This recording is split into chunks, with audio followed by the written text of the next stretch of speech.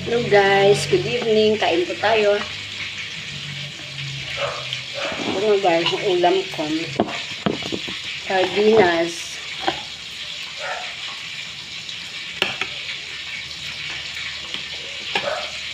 Favorite ko yung sardinas guys, lalo na ng bata ako.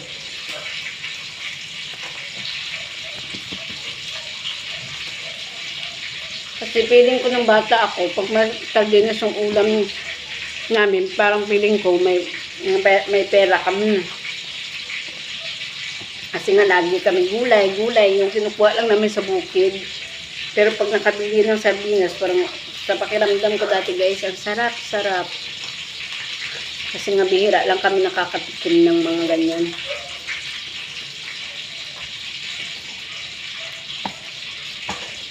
Kasi yung ibibili dati namin ng mga ulam, bibili na lang guys ng bigas.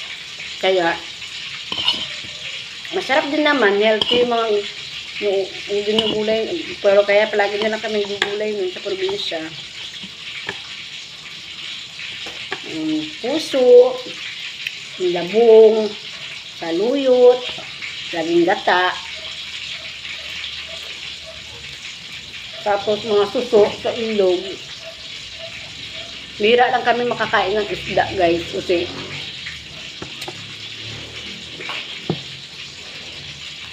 Kasi mahal, wala din pambili.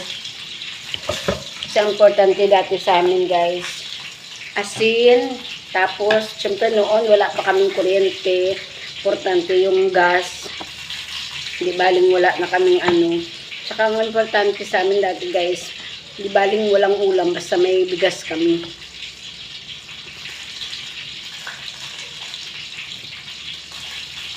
Noon guys, yung minsan pag wala kaming kanin, uulamin na, kakainin lang namin yung saging.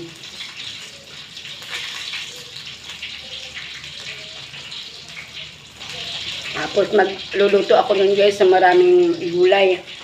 Kasi syempre, wala naman masyadong nagsusupport sa amin noon. Bata pa kasi ako, namatay na yung tatay ko guys. Kaya medyo mahirap kami ang buhay namin noon. Pero nung buhay yung tatay ko is okay. Pero nung namatay, syempre medyo ano na kami dahil sa probinsya, wala naman trabahong ano talaga.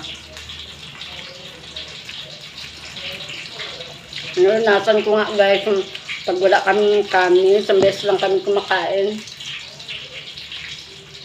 Ay isang araw. Minsan guys, pag saan yung anihan, nayayain ko yung bunso kong kapatid na si Bubet. Gagawin namin doon, yung may mga natitirang palay. Kukunin namin yung guys.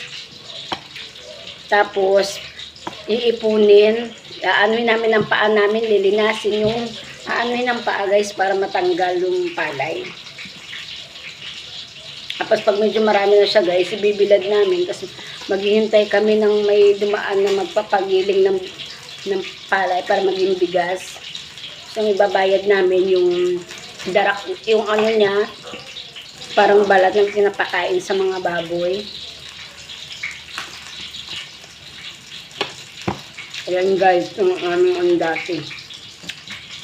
Gusto wala talaga ako makain guys, pupunta ako ng bukid. Maghanap ako doon ng mga nyug. Yung ano-ano lang guys, yung kainin ko. Kaya pag uwi ko, sakit ng tiyan ko kasi siyempre walang laman na kanin. Kain ka ng mga prutas na medyo maasim sa tiyan mo. Mahirap talaga yung buhay namin guys noon. Nag-aaral ako dati, walang pambili ng papel. Ginagawa ko guys yung mga nakaraan kong papel, kunyari, gawin ko yun, ay wala minsan eraser, laway ko guys, ganyan, ang itim-itim na ng papel.